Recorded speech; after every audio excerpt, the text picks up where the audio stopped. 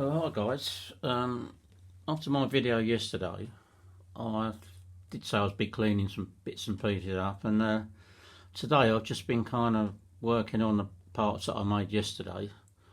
This is one of the engine mounts. I decided to just trim it down at the top, but also to put some sort of fins in it because these engines run very hot, and any little bit of cooling that you can get, I thought with these big blocks on the side it may retain the heat, so I thought, well, I'll just put some fins on there like that just to make it, well, try and aid the cooling. I always put electric fan on the front anyway, because the fan with it works okay, but once it gets a little bit of oil on it, and these engines do sort of chuck out a bit of oil, which I will look into a bit, further down the line to see if I can stop that. But if you can keep the engine cool, she'll run, quite well. So I believe with the larger exhaust that I make for them, it gets more fuel through, so that aids the cooling. Plus the electric fan, and if you can stop, the oil from coming out, then that's going to be a bonus, because the fan does work quite well when it's dry. But as soon as it gets a bit of oil on the belt, it slips, and then she'll start overheating. So that's one of the engine mounts. This is the one I had to fiddle with because I forgot about the starter. So I've had to just clear that away. So that kind of goes on here. So it just clips on under there. And then you've got that under that side. And then you've got this one, which will go on there like that. And so maybe it gets flat against that. It might dissipate some of that heat, I'm hoping anyway. This is the flywheel I talked about last night. Nothing much really, just to extend it forward. If I just measure these, if some guys want to know how thick they are, I would say they're almost like 10mm, 9.99 if you want to be correct.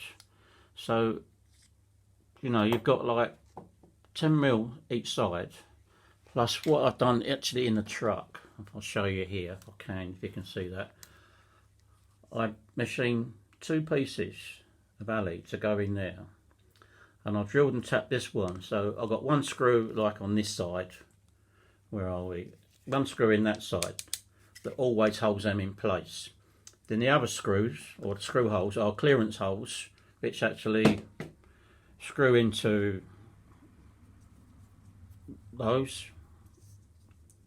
What way am I? Right, so this will go around this way like that. So they screw into there like that. See that side? So that's going to be about that height. So they screw into there. Now, I believe I made these 5mm that go into the chassis rail. So you want 2 5mm thick plates there, and you want 10mm engine blocks like that, which will go against that, and that will give you the correct width for the base of the motor, so across those 2 flats. So if you get that, these are 10mm thick. The alley plates in there are 5mm thick, so that gives you the overall dimension for the width for the engine. Now, I'm not really happy with these at the moment. I might make some more, I don't know yet. But these are the gearbox mountings. I had to fiddle with them a bit to get the gearbox in the right place, and it's not a very good. It's actually a chassis off the turbo burns, and I thought it might be strong, but it's quite soft really. So what I've done is I've made another little plate to go over there. Can you see? So these screws will go in there like that.